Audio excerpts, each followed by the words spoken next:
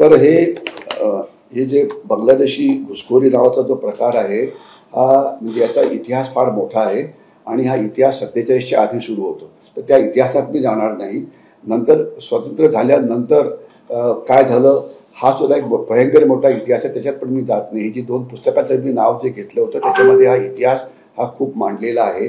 मुख्य कारण यांचं असं आहे की त्यांना भारताची लोकसंख्या म्हणजे जी आहे इथे ही संख्या वाढवायची आहे आणि त्यांना जसं पाकिस्तान आहे तशा अशा प्रकारची वेगळी राज्य किंवा वेगळं हे तयार करायचं आहे, हा मुख्य उद्देश आहे. आणि दुसरा मुख्य प्रॉब्लेम काय आहे की बांगलादेशमध्ये अतिशय घनदाट लोकवस्ती असलेला हा भाग आहे. तर तिथे आणि म्हणजे बांगलादेशची एक तर लोकसंख्या फारच जास्त, जगातला मोस्ट डेन्स कंट्री आहे, ठीक आहे. आणि दुसरा बांगलादेशचा प्रॉब्लेम काय आहे की जो बांगलादेशचा आजचा नकाशा आहे म्हणजे आजचा जो नकाशा आहे तो नकाशा सुद्धा 6 महिने त्याच्यातल्या अर्ध्या नकाशावरती पाणी असतं, म्हणजे पूर येतो आणि पुरामुळे तिथे पाणी असतं. तर तिथे माणसाला राहणं हे जवळजवळ अशक्य होतं. तर त्याच्यामध्ये नदीच्या काठा आजूबाजूच्या काठात राहणारे जे लोक असतात ते बोटीत राहतात की म्हणजे पहिले बोट पाणी वाढलं की बोट थोडी वरती, अजून वाढले की अजून बोट वरती, म्हणजे आणि ती बोट ती झाडाला बांधून ठेवतात की ज्याच्यामुळे ते एकदम वाहून जायला नको. आणि तिसरा भाग असा आहे की त्यांचा जो सागरी किनारा जो आहे तिथे मोठ्या प्रचंड प्रमाणामध्ये वादळ वगैरे होतात. तर तिथे बेटं आहेत परंतु त्या बेटावरती राहणे जवळजवळ अशक्य होतं, कारण एखादं मोठं वादळ झालं तर प्रॉब्लेम होतो. तर म्हणून हे लोक प्रचंड संख्येमध्ये भारतामध्ये घुसखोरी करतात आणि भारतामध्ये मतपेटीच्या राजकारणामुळे त्यांना मदत करणारे हे भरपूर आहे. एकच उदाहरण देतो की माझा थोडाफार संबंध येतो सिक्युरिटी एजन्सीशी. एका बांगलादेशीला पकडलं होतं नांदेडमध्ये आणि त्याच्या रिपोर्टमध्ये म्हणजे असं म्हटलं होतं की त्यांनी भारतात ज्यावेळेला प्रवेश केला आणि नांदेडला त्याला पोहोचायला 7 दिवस लागले. म्हणजे पहिले बांगलादेशपासून तर कलकत्तापर्यंत, कलकत्त्यात 2 दिवस राहिलं, त्याचं ट्रेनिंग केलं, कोचिंग केलं, मग त्याला मुंबईला पाठवलं ट्रेनमध्ये बसून. बरोबर एक माणूस कोरियर म्हणून होता, मग मुंबईत त्याला ठेवलं हाजेली कुठे ठेवलं असेल तिथे बसून त्याला नांदेड एक्सप्रेसमध्ये घातलं, नांदेडला पाठवलं, तिथे त्याला राहायला जागा दिली. मग त्यानंतर त्याला जे शेवटचं स्थान होतं तिथे पोहोचवलं आणि तिथे नोकरीची व्यवस्था पहिलेच केलेली होती.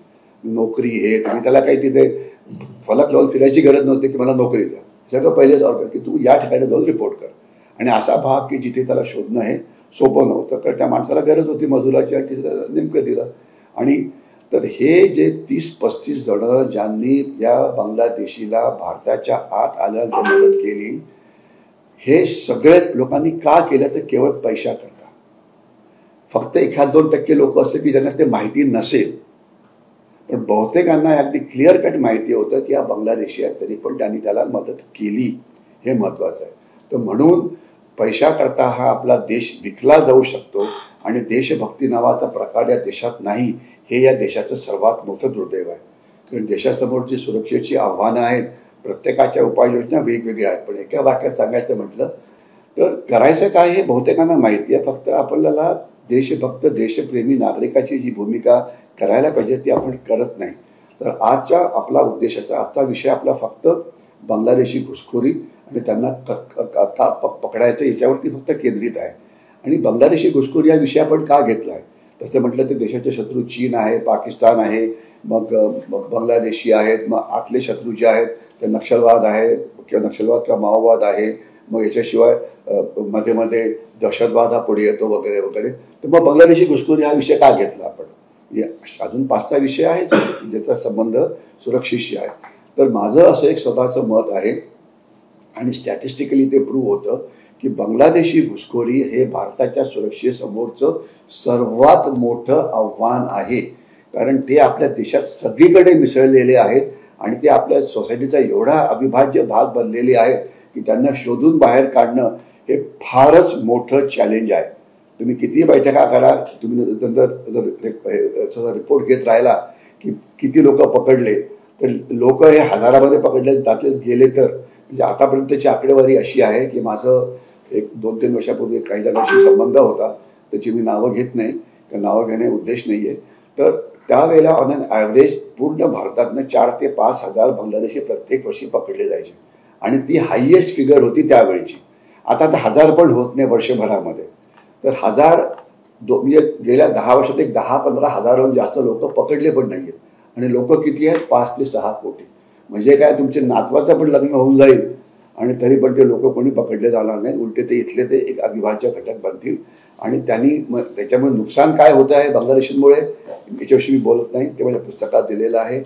परंतु आज बांगलादेशी घुसखोरांवरती जी मजुरीची कामं आहेत त्याच्याकरता भारतीय हे पूर्णपणे अवलंबित झालेली आहेत.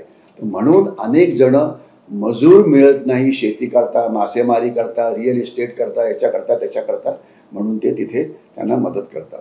तर बांगलादेशी घुसखोरी हे भारताच्या सुरक्षेसमोरचं सर्वात मोठं आव्हान आहे, याच्याविषयी डाऊट नको, म्हणून हे चाललेलं आहे. आता याच्यामध्ये एक 4-5 मुद्दे तुम्हाला सांगतो की 5-6 कोटी बांगलादेशी आहेत आणि आता हे पश्चिम बंगालची 29% लोकसंख्या बांगलादेशी आहे, आपल्या आसामची 35% बांगलादेशी आहे आणि हे आकडे 2010चे आहेत. कारण 2010मध्ये लास्ट सेन्सस झालं होतं, आता सेन्सस पुढचं झालेलं नाही, आता होणार आहे. ठीक आहे, तर जे होईल तेव्हा होईल. आता म्हणतात आहे की पुढच्या 2-3 महिन्यात ते सुरू होईल. आणि हे आकडे सुद्धा फसवे आकडे, म्हणजे इन द सेन्स की हा डेटा ॲक्युरेट नाही आहे. आता हे नावं बदली करून येतात, आता हे मुस्लिम आहेत म्हणून सांगतच नाहीत आणि म्हणजे वेगवेगळ्या पद्धतीने ते येतात आणि अनेक जणांनी रेकॉर्डच झालेली नाही आहेत. म्हणजे भारताच्या आत असलेले बांगलादेशी 2-3 प्रकारचे आहेत. एक तर सकाळी येतात आणि संध्याकाळी परत जातात. हे खास तर कुठे होतं, सीमावर्ती भागामध्ये, खास तर त्रिपुरा, अगरतला किंवा मेघालयमध्ये, की जिथे रिक्षा चालवायला लोक सकाळी यायचे आणि संध्याकाळी परत. ठीक आहे, म्हणजे ते मुव्हिंग पॉप्युलेशन आणि तिथेच BSFची पोस्ट आहे, तरी येतातच जातात ते. तर ते मुव्हिंग एक 5-10% आहे.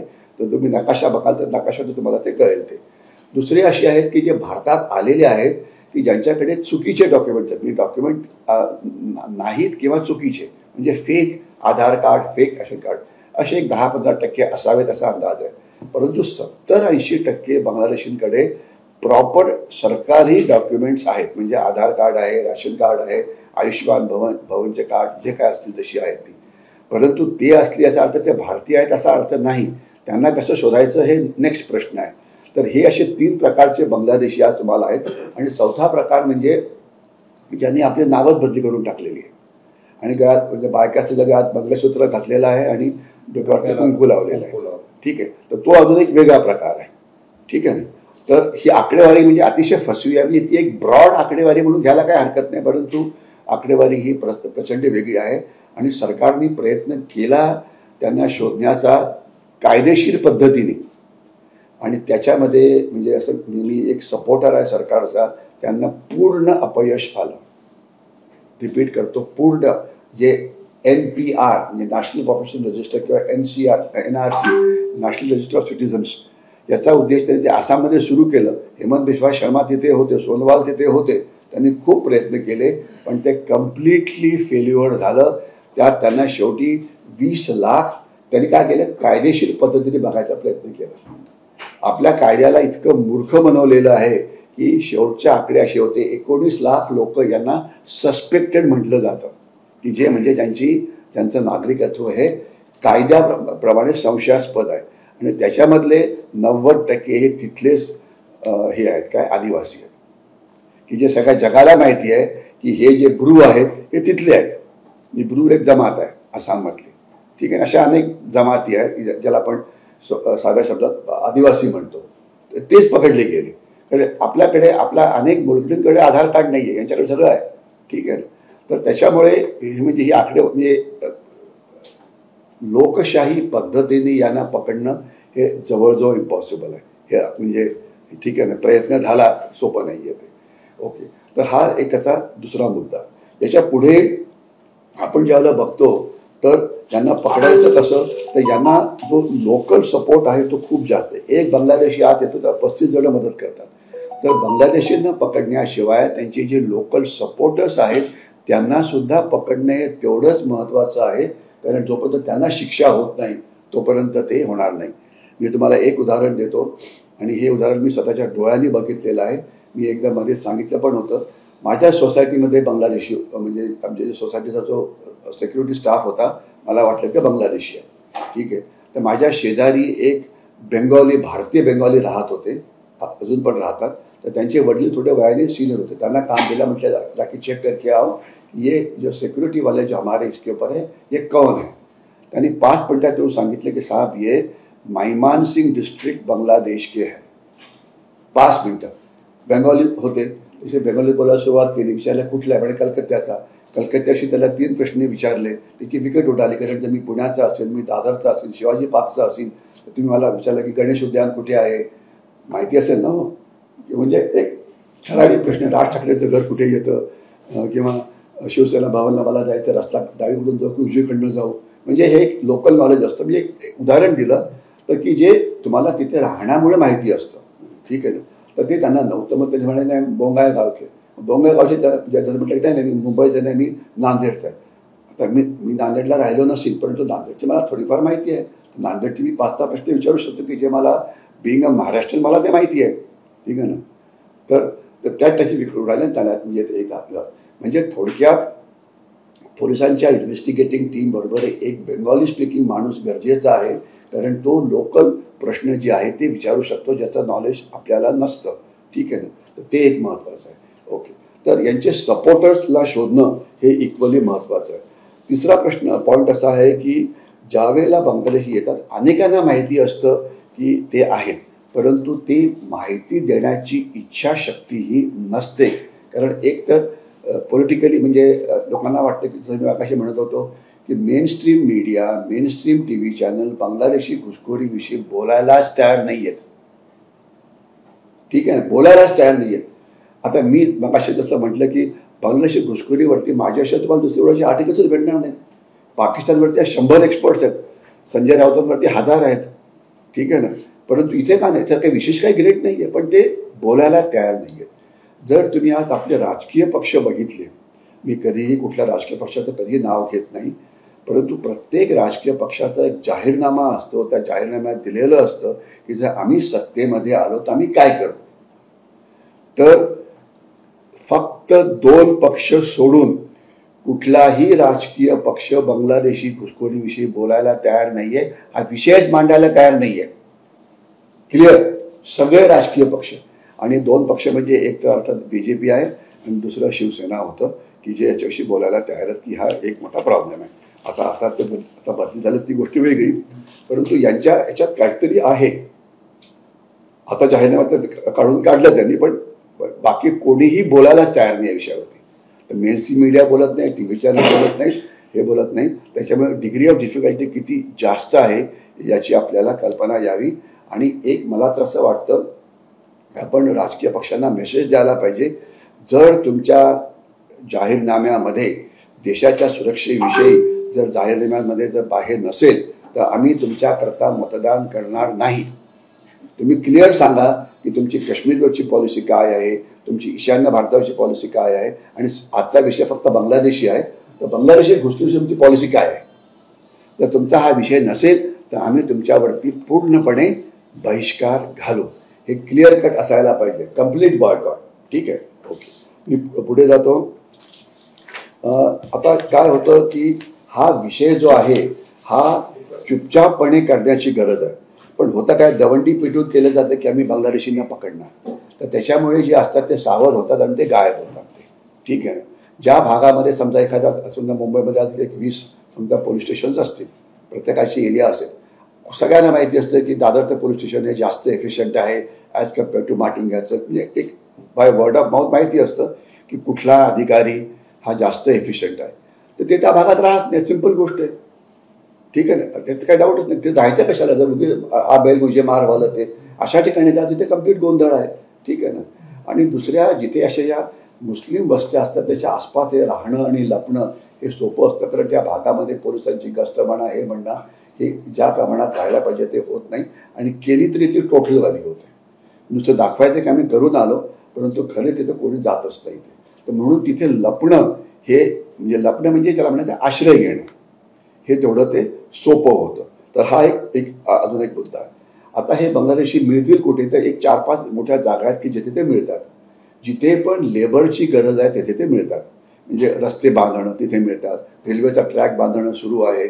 आत्ताच मला खूप दिवसांनी मी रेल्वेने गेलो, खूप दिवसांनी, आणि कुठनं गेलो, पुण्यावरनं सांगलीला, आणि फारच चांगला प्रवास होता वंदे भारतमध्ये. तर तिथे अनेक ठिकाणी मी रेल्वेची कामं बघितली की जी म्हणजे महाराष्ट्रात असून आम्हाला माहिती नव्हती की ते काम होते म्हणून. म्हणजे रेल्वेची कामं चालू होती बरं का. आणि कुठला रस्ता पुणे ते सांगली रस्त्यावरती जिथं वंदे भारत जातं, म्हणजे हे काही जागा आम्हाला सगळी माहिती आहे. पण मी सगळ्या डोळ्याने पहिल्या बघितल्या तिथे इतके लोक काम करत होते. हे लोक कुठं सगळा ओसाड भाग, तिथं 2 म्हणजे तास प्रवासामध्ये तुम्हाला तिथे एक माणूस मध्ये दिसत नाही. तो रेल्वेचा ट्रॅक असा आहे, हायवेच्या जवळ माणसं राहतात, परंतु जो रेल्वेचा ट्रॅक आहे तिथे माणसंच नाही आहे. म्हणजे तुम्ही एकदा पुणे सोडलं तर सातारा येईपर्यंत माणसं सापडत नाहीत तुम्हाला. म्हणजे आजूबाजूला म्हणतो म्हणजे पुण्याचं आउटस्कट तुम्ही सोडलं तर माणसंच नाही येते. तर तिथे हे बांगलादेशी काम करायला जातात. जिथे रस्ते बांधणं तिथे काम केले जातात, जिथे रिअल इस्टेटचं काम होतं तिथे काम केलं जातं. किंवा आजकाल असं म्हणतात कोकणामध्ये मासेमारी करता बांगलादेशी भरपूर आहेत. आणि रेती काढण्यात सुद्धा आहेत. तर जिथे जिथे मजुरांचं काम आहे. आणि एवढंच नाही तर माझा असा अनुभव आहे की आता मी बऱ्यापैकी फिरतो की जी हॉटेल इंडस्ट्री आहे याच्यामधले अनेक जण हे बांगलादेशी आहेत. याचं कारण काय की हॉटेल इंडस्ट्री याला म्हणजे वेळ मर्यादा नसते.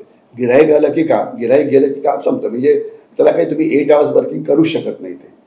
तर काही काही हॉटेलमध्ये मी बघितलं की जे लहान हॉटेल्स असतात तिथे ऑर्डर घेणारा तोच माणूस, पाणी देणारा तोच माणूस, तयार करणारा तोच माणूस, बिल पण तोच आणून देतो. म्हणजे एक माणूस ते चालवतं. कारण तिथे जी फ्रिक्वेन्सी ऑफ व्हिजिटर्स असते ते कमी असते, कारण तुम्ही थोडंसं लांब आहात म्हणून ते. तर तुम्ही तिथे एक वेटर, एक कॅशियर, एक वेगळा ठेवला तर तुम्हाला ते परवडणारच नाही ते. तर म्हणून तिथे हे बांगलादेशी हे भरपूर प्रमाणामध्ये काम करतात. आणि सगळ्या ठिकाणी म्हणजे जिथे जिथे अनलिमिटेड म्हणजे अनरिस्ट्रिक्टेड अनलिमिटेड काम करावं लागतं की म्हणजे त्याला काही वेळ मर्यादा नाही आहे की तुझी ड्युटी संपली, ड्युटीवर काही संपत नाही, ते चालूच राहते ती. तर तिथे ते मोठ्या प्रमाणामध्ये असतात. कारण आता मी सांगतो, मला सांगण्यात आलं की कोकणामधले जिथली माणसं सर्वात जास्त मेहनती असतात तिथे नारळ तोडण्याकरता ते बांगलादेशी लोक पोचतात. ठीक आहे ना. म्हणजे कल्पना करा जेवढे धाबे आहेत, धाब्यामध्ये तुम्हाला हे पुष्कळ लोक सापडतील. मी एक नुसते जनरल पॉईंट देतोय, अर्थात हे प्रॉपरली इन्व्हेस्टिगेटेड ते करायला पाहिजे. तर ही 5-6 ठिकाणं आहेत की जिथे ते दिसतात. मुख्य आता की हे प्रॉब्लेम सगळ्यांना माहिती आहे, कुठे आहेत काय माहिती आहे. मग हे म्हणजे त्यांना शोधलं का जात नाही. आणि मी याचा शोधल्याचा गेल्या 10 वर्षाचा इतिहास सांगू शकतो की ज्या वेळेला काही पोलीस माझं ऐकत होते त्यावेळेला 3 ते 4 हजार ते प्रत्येक वर्षी पकडवते. आणि त्यानंतर मध्ये 1-2 चांगले अधिकारी ते रिटायर झाले. आता मी पुढे येतो की हे पकडले का जात नाही. सामान्य माणसं, संस्था किंवा ॲक्टिव्हिस्ट ही फक्त माहिती देऊ शकतात की या भागात मला वाटतं आहे, जसं आपण दिली की रेल्वे रुळावरती जाऊन चेक करा, बेगर चेक करा, हे चेक करा, ही माहिती दिली. परंतु आता जे तिथे भिकारी आहेत जाऊन ते चेक कोण करणार आणि त्याला इन्व्हेस्टिगेट कोण करणार, तर ते सामान्य माणूस करू शकत नाही. कारण तुम्ही कायदा हातात घेऊ शकत नाही. ते काम करायचं पोलिसांचं असतं किंवा इन्व्हेस्टिगेटिव्ह एजन्सीजचं असतं. म्हणजे पोलिसांशिवाय इन्व्हेस्टिगेटिव्ह एजन्सी कुठल्या, इंटेलिजन्स ब्युरो आहे, रॉ आहे, CID आहे, म्हणजे इंट एजन्सीज ज्या आहेत त्या. तर ते करत का नाही हा प्रश्न आहे. ठीक आहे. तर याचं कारण असं आहे, तुम्हाला मी थोडक्यात सांगायचं, पटापट फास्ट फॉरवर्ड करतो. आता माझं पोलिसांशी बऱ्यापैकी संबंध आहे, हे मी nth वेळा रिपीट केलं. आणि त्यांचे प्रॅक्टिकल प्रॉब्लेम जोपर्यंत सॉल्व्ह होत नाही तोपर्यंत या विषयावरती तुम्हाला यश मिळणं हे इम्पॉसिबल आहे. त्यांचे प्रॅक्टिकल प्रॉब्लेम अशा प्रकारे असतात की सर, कोंढवा पोलीस स्टेशनला ऑथराईज स्ट्रेंथ 80 आहे, परंतु माझ्याकडे फक्त 70च लोक पोस्टेड आहेत. म्हणजे 10 लोक पहिलेच अंडर पोस्टेड, याच्यामधले 15 लोक सुट्टीवरती गेलेले आहेत, 25 लोक बंदोबस्तावरती गेले आहेत. तर बंदोबस्त त्याच्याशी बोलत नाही. एक बंदोबस्त म्हणजे पॉलिसी शब्द आहे की सावरकृष्ण मार्गात मीटिंग होते, 2 माणसं येऊन तिथे उभे राहतात. गणपती उत्सव इकडे 2 माणसं, इकडे 1 माणूस, म्हणजे त्याच्या वेगवेगळ्या त्यांच्या ड्युट्या लावतात. ते लोक काहीच करत नाही. ते लोक फक्त पडण्याचंच कौशल्य दाखवतात आपलं, पण ते तिथे प्रेझेंट असतात. तर तिथे काही घडलं तर फर्स्ट रिपोर्ट तो त्यांच्याकडनं जावा ही अशी त्यांची अपेक्षा असते. ठीक आहे. तर म्हणजे ॲक्च्युअली पोलीस स्टेशनमध्ये फक्त 7-8 माणसंही उरतात तर त्याच्यामध्ये जे इन्व्हेस्टिगेशनचं जे काम असतं हे पोलिसांच्या भाषेत त्याला IO असं म्हटलं जातं, इन्व्हेस्टिगेटिंग ऑफिसर. जनरली हे सब इन्स्पेक्टर, इन्स्पेक्टर, PI या रँकचे असतात, ACP या रँकचे असतात. काही मोठे पण असतात, पण जनरली 90% IO जे या रँकचे आहेत. ते होतं काय की प्रत्येक पोलीस स्टेशनमध्ये 1 किंवा 2 जण फक्त ते असतात. एखादा 2-3 त्याला जास्त शकतील, म्हणजे मी ब्रॉड तुम्हाला फिगर देतो. म्हणजे संख्या ही फारच कमी आहे. आणि या 2 माणसांकडे इतकं काम असतं, या 200, 300, 400 गुन्हे त्याच्याकडे असतात. आणि तर त्याच्यामुळे त्यांचं लक्ष कशावरती केंद्रित असतं, त्यांचं लक्ष केंद्रित असतं ज्याला पब्लिसिटी खूप मिळाली. जसं उदाहरणार्थ आमच्या आता कोंढव्याला याच्यामध्ये एक रेप केस झाली होती. तर त्यांनी 6 आठवडे ते केवळ त्याच्याच मागे लागले होते. 6 आठवडे थोडक्यात रेप केसमध्ये त्या गुन्हेगाराला पकडलं, त्याकरता त्यांचं कौतुक करायला पाहिजे. परंतु त्या पोलीस स्टेशनचं मॅनपॉवर स्टेट काय झालं तर 6 आठवडे त्यांनी फक्त त्याच्यावरती लक्ष केंद्रित केलं होतं. म्हणजे कौतुक पण आहे आणि थोडंसं हा आपला वीकनेस पण आहे. तर बाकी लोकांचं काय हो, कारण गुन्हे रोजच होत आहेत ना. ठीक आहे, तर म्हणून मग करायला काय पाहिजे. ठीक आहे, तर हा त्यांचा नॉर्मल प्रॉब्लेम आहे. तर याचं उत्तर असं आहे, सिम्पल आहे, की इन्व्हेस्टिगेटिंग ऑफिसर्सची संख्या वाढवायला पाहिजे. तर ती कशी वाढवायची. आज महाराष्ट्रामध्ये 3 ते 3.5 लाख रिटायर्ड पोलीसवाले आहेत. तर त्याच्यामध्ये जर मी मुख्यमंत्री असीन, जर मी DGP असीन, तर मी काय करीन असा निबंध लिहायला लावायचे पहिले. तो निबंध मी लिहितो येतो. तर मी त्याच्यापैकी 4-5 हजार जे चांगले अनुभवी आयोधे त्यांना शोधीन आणि त्यांना अटॅच करीन. 10 कोंडवा, 10 म्हणजे दादर, 10 माटुंगा, 15 इकडे, 20 तिकडे. म्हणजे सध्या जे 1 किंवा 2 आयोग आहेत त्याच्या 10 पटीने जास्त लोक मी त्यांना तिथे अटॅच करेन. कसं अटॅच करायचं त्याचं उत्तर पोलिसांकडे आहे. त्यांना होमगार्ड म्हणून अटॅच करा, त्यांना पाच्यावरती घ्या. अनेक पद्धती आहेत. उगीच म्हणजे टेक्निकल प्रॉब्लेम काढू नका की यांना कसं करायचं, ते पगार जास्त मागते, जे पगार जास्त मागते त्यांना बोलवू नका. सिंपल आहे. उगीच विनाकारण नको ते प्रॉब्लेम रेज करू नका. मी मेसेज देतोय, कोणी म्हटलं की मला प्रत्येक बंगाली 100 रुपये मिळायला पाहिजे म्हणजे काहीतरी, तर ते प्रश्न तो त्यात मी पडत नाही की ते त्यांना करायला लागला पाहिजे. आणि सकाळच्या देशभक्तीला आपल्याला आव्हान करावं लागेल तर तुम्हाला पैसे कमी मिळतील, पण पैसे मिळतील, पण तुम्हाला हे होईल. ते तर इन्व्हेस्टिगेटिंग ऑफिसर्सची संख्या तुम्हाला पुढच्या 4 दिवसामध्ये 10 पटीने किंवा 50 पटीने वाढवता येईल. मी कुठे वाढवीन. मुंबईत वाढवीन, पुण्यात वाढवीन, औरंगाबादला वाढवीन, भिवंडीला वाढवीन, न्यू बॉम्बेत वाढवीन, मालेगावला वाढवीन. कारण तुम्हाला कळालं, तुम्हाला वाटलं की अजून काही असेल तर तिथे पण वाढवा. एवढंच फक्त उत्तर आहे. पण म्हणजे 10 पटीने मी वाढवीन हे मला म्हणायचं आहे. म्हणजे तेवढी तुमची क्षमता वाढेल. तो 1 नंबर 1 भाग झाला. नंतर हे जे लोक असतात यांच्या जे बांगलादेशी पकडले जातात ते नाटकं करतात की आम्हाला हिंदी येत नाही, मराठी येत नाही वगैरे. तर त्यांना इन्व्हेस्टिगेशन करणं हे सोपं नसतं. आणि मराठी माणसाची बुद्धिमत्ता ही महाराष्ट्रापुरती लिमिटेड असते. तर तुम्हाला तुमच्या इंटरॉगेशन टीममध्ये, इन्व्हेस्टिगेटिंग टीममध्ये एक बेंगॉली ज्याला येतं तसा माणूस पाहिजे की जो बंगालीमध्ये त्याला प्रश्न विचारू शकतो. तू कुठल्या कलकत्त्याचा आहे, 10 प्रश्न, आणि तुम्हाला ते पकडतात की कलकत्त्याचा आहे की नाही. पण ही माणसं तुम्ही पोलिसाला जर बेंगॉली शिकवायला सुरुवात केली तरी जमणार नाही. ते आज वाटेल तेवढे बेंगॉली स्पीकिंग लोक महाराष्ट्रात आहेत. तर प्रत्येक पोलीस स्टेशनला माणसं अटॅच करा की प्रत्येक आयोच्या बरोबर 1 किंवा 2 बेंगॉली स्पीकिंग माणसं पाहिजेत, वयाने सिनियर.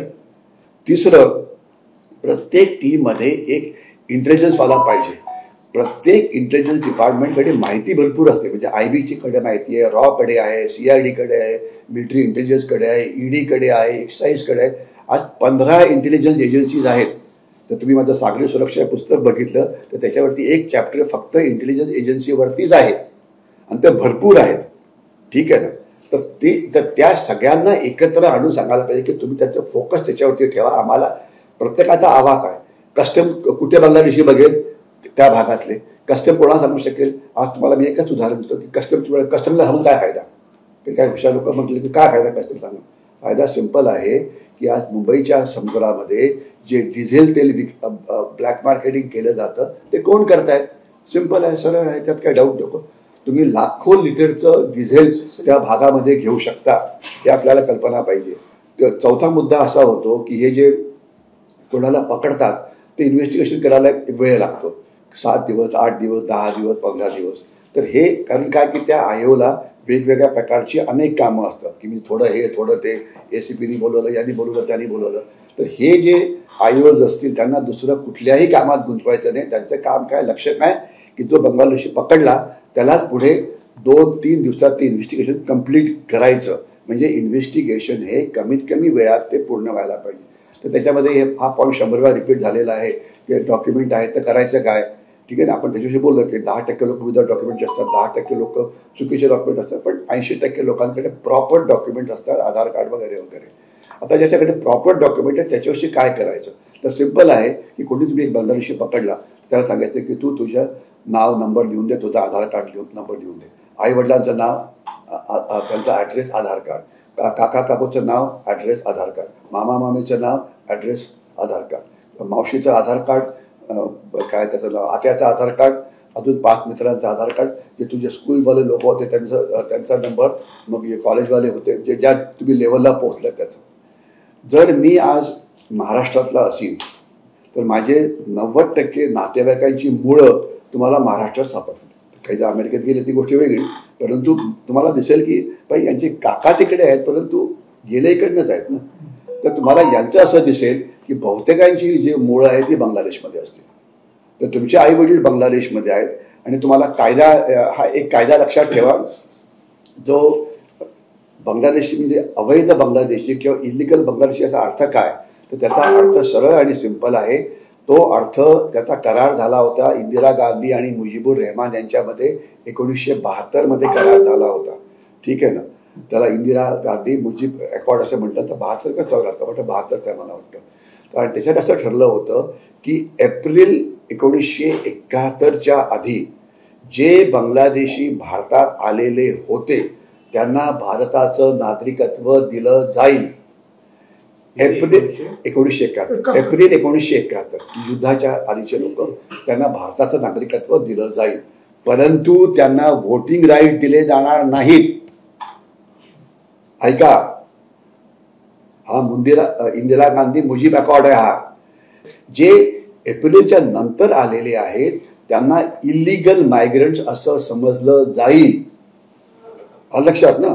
तर बहुतेक सगळे हे इलिगल मायग्रंट्सच आहेत आणि त्यांना देशाच्या बाहेर हे काढलं जाईल, हे आपल्याला लक्षात झालं पाहिजे. ठीक आहे. हे इंदिरा मुजीब अकॉर्डमध्ये दिलेलं आहे. तर हा कायदा आहे आणि या कायद्याविषयी मग कोणीही ॲक्टिव्हिस्ट, कोणी NGOनी म्हटलं की असं नाही तसं नाही, हे नाही ते नाही, तर त्याला काही त्याचा अर्थ नाही. ते बेकायदेशीर आहे हे आपल्याला लक्षात यायला पाहिजे. ओके. तर बांगलादेशी शोधायचे कसे, तर इन्व्हेस्टिगेशन काम हे 6-7 दिवसात पूर्ण व्हायला पाहिजे. त्या आयोगाला दुसरं अजून काही काम दिलं जाऊ नये ज्यामुळे तो फोकस करेल. एक यांना प्रॉब्लेम पोलिसांना काय होतं की जो बांगलादेशी पकडला जातो तर त्यांना एका ठराविक वेळेच्या आधी त्यांना मॅजिस्ट्रेटकडे घेऊन जावं लागतं की आम्ही यांना पकडलंय, आणि मॅजिस्ट्रेट त्यांना काय होतं लगेचच त्यांना बेल देऊन टाकतो आणि बेल दिला की तो गायब होतो. तर एक असं हे आणायला पाहिजे की बांगलादेशीचं इन्व्हेस्टिगेशन पुरं होईपर्यंत यांना बेल द्यायला नको, चुपचापपणे हे करायला पाहिजे. म्हणजे तुम्हाला थोडक्यात सांगतो गोष्टी, काही गोष्टी कायद्याने होणार पण नाहीत कधी, परंतु 6-7 दिवसामध्ये त्यांना बेल मिळायच्या आधी हे जर तुम्ही काम संपवलं तर फार चांगलं.